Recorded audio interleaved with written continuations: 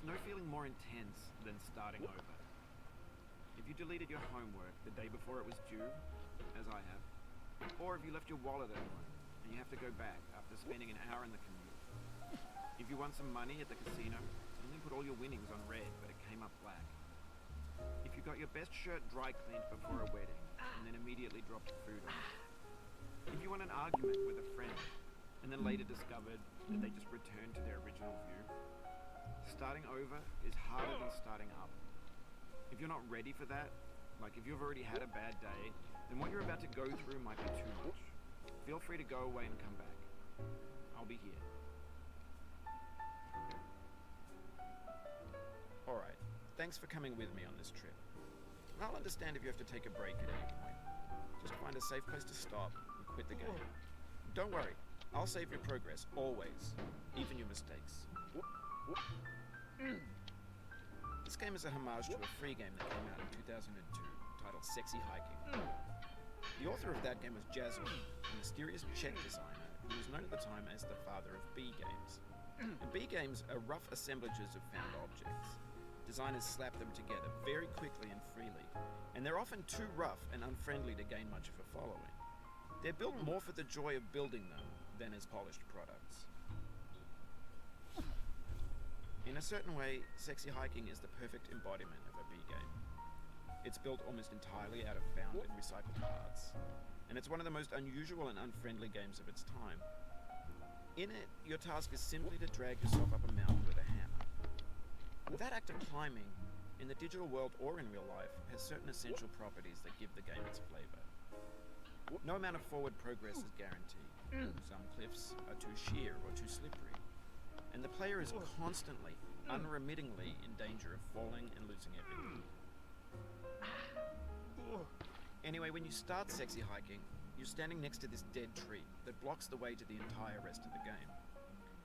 It might take you an hour to get over that tree, and a lot of people never got past it. You prod and you poke at it, exploring the limits of your reach and your strength, trying to find a way up and over. And there's a sense of truth in that lack of compromise. Most obstacles in video game worlds are fake. You can be completely confident in your ability to get through them once you have the correct method or the correct equipment or just by spending enough time. In that sense, every pixelated obstacle in Sexy Hiking is real.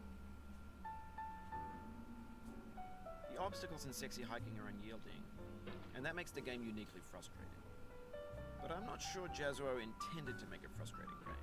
The frustration is just essential to the act of climbing, and it's authentic to the process of building a game about climbing. A funny thing happened to me as I was building this mountain.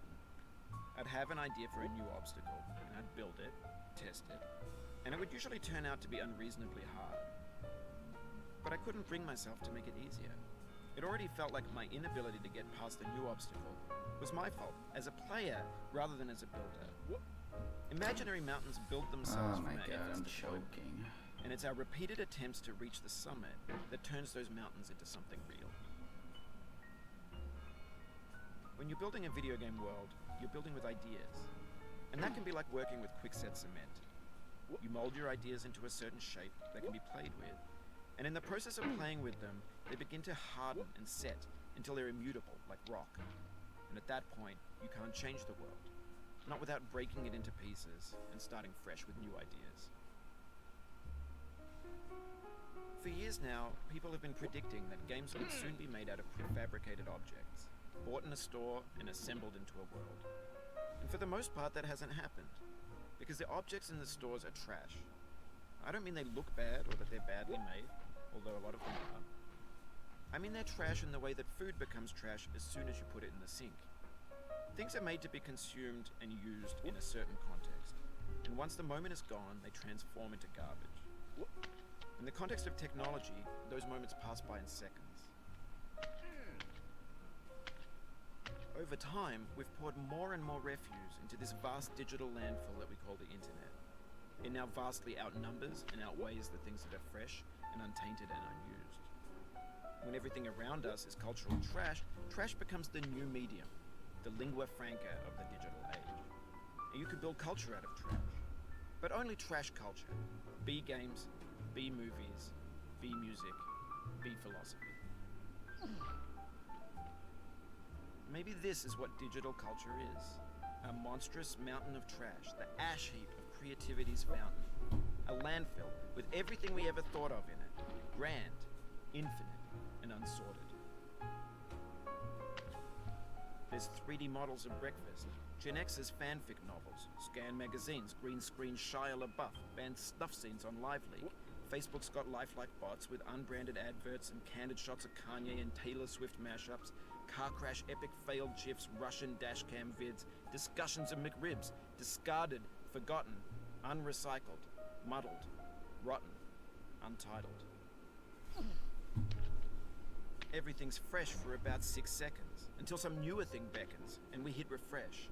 And there's years of persevering, disappearing into the pile, out of style, out of sight. In this context, it's tempting to make friendly content that's gentle, that lets you churn through it but not earn it. Why make something demanding if it just gets piled up in the landfill, filed in with the bland things? When games were new, they wanted a lot from you. Daunting you, taunting you, resetting and delaying you. Players played stoically. Now everyone's turned off by that. They want to burn through it quickly. A quick fix for the fickle, some tricks for the clicks of the feckless. But that's not you, you're an acrobat. You could swallow a baseball bat. Now I know, most likely you're watching this on YouTube or Twitch, while some dude with 10 million views does it for you. Like a baby bird being fed chewed up food. That's culture too. But on the off chance that you're playing this, what I'm saying is, trash is disposable, but maybe it doesn't have to be approachable. What's the feeling like? Are you stressed? I guess you don't hate it if you got this far. Feeling frustrated? It's underrated. An orange is sweet, juicy fruit locked inside a bitter peel. That's not how I feel about a challenge. I only want the bitterness. It's coffee. It's grapefruit. It's licorice. It feels like we're closer now. Composer and climber, designer and user. You could have refused, but you didn't. There was something in you that was hidden, that chose to continue. It means a lot to me that you've come this far, endured this much. Every wisecrack, every insensitivity, every setback you've forgiven me is a kingly gift that you've given me. We have the same taste, you and I. It's not ambition, it's ambition's opposite. An obdurate mission to taste defeat.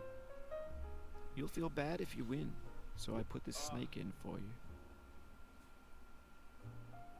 Have you thought about who you are in this? Are you the man in the pot, Diogenes?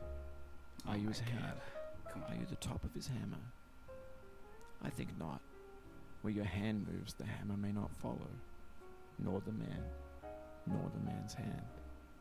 In this you're his will, his intent, the embodied resolve in his uphill ascent.